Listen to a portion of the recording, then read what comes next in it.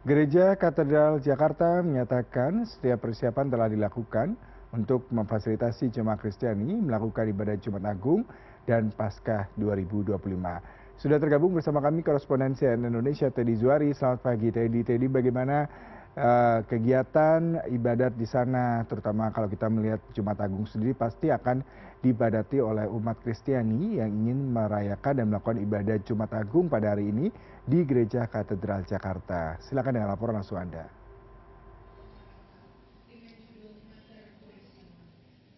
Selamat pagi menjelang siang, Yudi Yudawan. Betul sekali bahwa hari ini merupakan perayaan Jumat Agung bagi umat Kristiani di seluruh dunia. Dan kalau kita lihat secara sejarah, ini merupakan rangkaian dari Holy Week atau Pekan Suci, di mana ada 3 hari suci yang disiapkan bagi umat Kristiani sebelum masuk ke puncak perayaan Paskah pada yang jatuh hari Minggu 20 April 2025. Kita tahu ada yang namanya Kamis Putih, kemudian Jumat Agung hari ini, dan juga Sabtu Suci yang juga akan digelar pada besok di Gereja Katedral Jakarta. Kalau Anda bicara suasananya, sejak saya pagi datang tadi ke sini sekitar pukul 8.30 memang sudah banyak sekali pengunjung dari Gereja Katedral yang berada di Jakarta Pusat yang berhadapan langsung dengan Masjid Istiqlal Jakarta. Ini sudah mulai dipadati para pengunjungnya, dan baru saja selesai ada 2 agenda utama atau agenda besar yang ada di Gereja Katedral Jakarta. Yang pertama adalah soal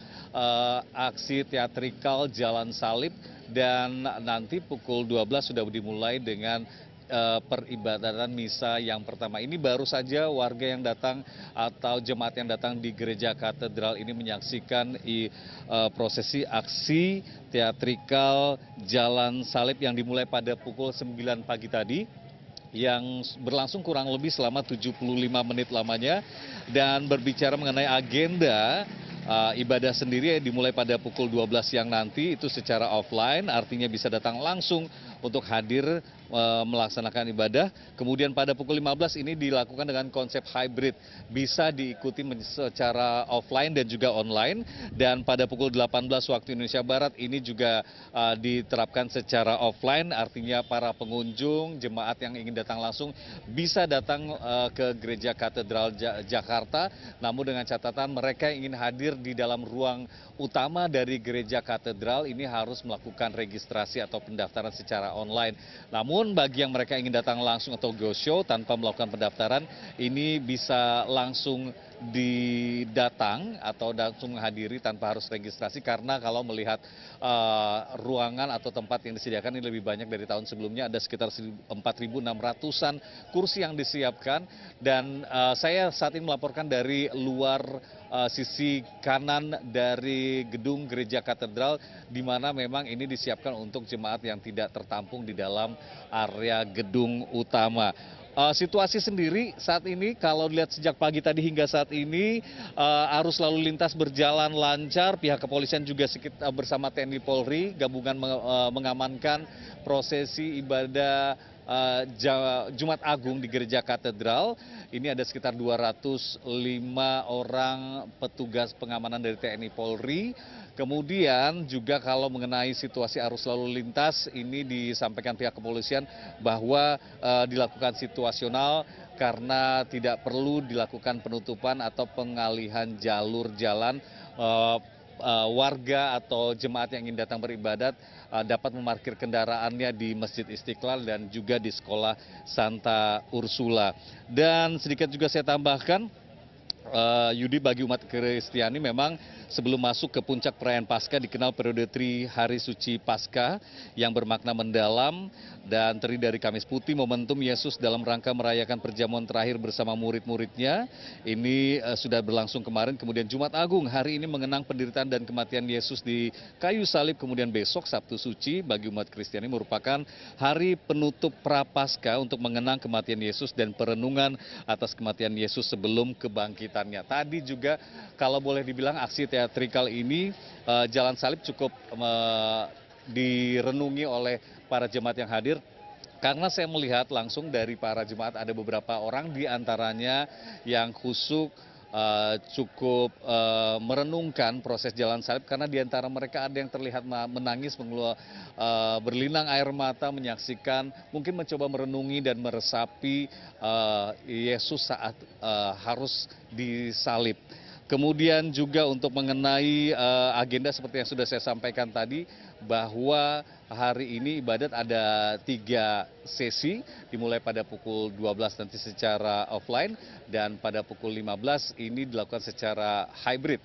Bisa dilakukan secara offline dan juga online, dan nanti yang terakhir ibadat pukul 18 atau pukul 6 sore ini dilangsungkan juga secara offline. Sedikit informasi untuk masyarakat umum, karena kita tahu bahwa gereja katedral merupakan salah satu heritage atau warisan budaya, juga sebagai tempat wisata. Namun informasi dari pihak panitia penyelenggara tadi, khusus untuk hari ini tidak diadakan atau tidak dilakukan kunjungan bagi para wisatawan yang untuk datang ke tempat ini melihat secara langsung gereja katedral Jakarta. Namun untuk para wisatawan kembali bisa mengunjungi gedung gereja katedral di luar dari perayaan Holy Week atau Pekan Suci, rangkaian dari Hari Suci Paskah, Kamis, Jumat, dan Sabtu. Juga nanti kita tahu pada hari Minggu 20 April 2025 perayaan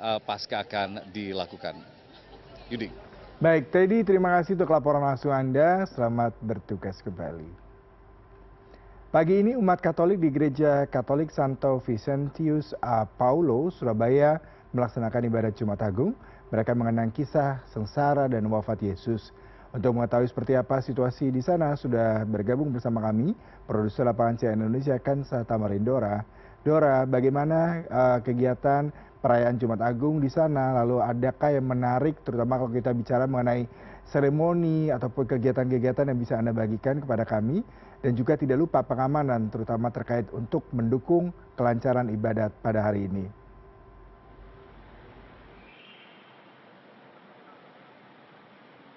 Halo, selamat pagi Yuda. Ibadah Jumat Agung ini sudah dilakukan di Gereja Katolik Santo Vincentius a Paulo, Surabaya. Dan tadi pagi sekitar pukul 8 sampai pukul 9 umat Katolik yang ada di gereja ini telah menyaksikan atau melakukan visualisasi atau prosesi jalan salib untuk mengenang kisah sengsara Yesus, mulai dari penjatuhan hukuman mati sampai wafat di kayu salib.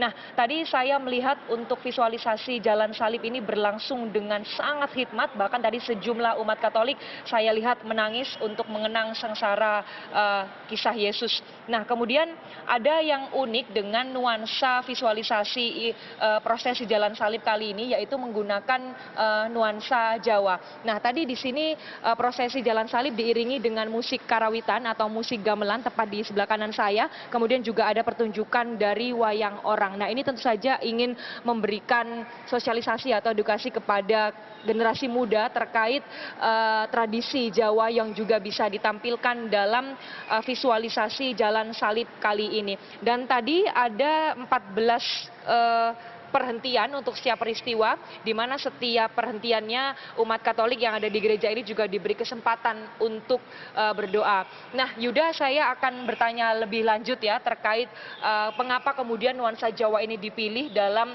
prosesi jalan salib kali ini. Saya sudah bersama dengan Ketua Panitia Paskah ya, Mbak Santi. Ini menarik sekali dan unik ya. Kenapa gereja ini menampilkan visualisasi jalan salib dengan nuansa Jawa? Ya, karena kebetulan panitia kami menggunakan tema adat Jawa, karena yang tahun-tahun lalu pernah juga menggunakan adat Bali. Nah, kali ini kita menggunakan adat Jawa, dan untuk mendukung ibadat jalan salib ini kami menggunakan wayang orang. Jadi untuk mendukung tema adat Jawanya. Ya.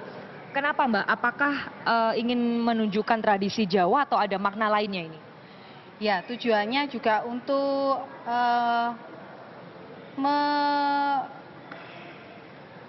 mensosialisasikan bahwa adat Jawa itu bermacam-macam gitu loh.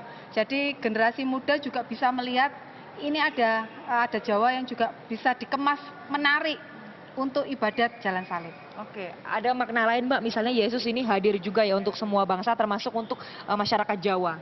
Oh iya, jadi kebetulan untuk wayang orang yang kita pakai hari ini menggunakan terdiri dari lintas agama. Jadi tidak hanya orang Katolik juga, tidak hanya orang Katolik saja, tapi juga dari lintas agama. Ada pemainnya yang di musiknya, ada juga dari yang menjadi penduduknya. Iya, jadi melibatkan lintas agama juga ya, selain umat Katolik. Nah, kemudian terkait pengamanan Mbak, bagaimana? Karena saya lihat tadi berjalan dengan khidmat juga lancar dan aman ya. Ya, untuk keamanan kita melibatkan setiap wilayah. Kebetulan di paroki kami ada 7 wilayah. Jadi setiap wilayah kita mintai salah satu untuk menjadi keamanan, tim keamanan. Juga dibantu dari tim Polri, ada juga dari TNI juga.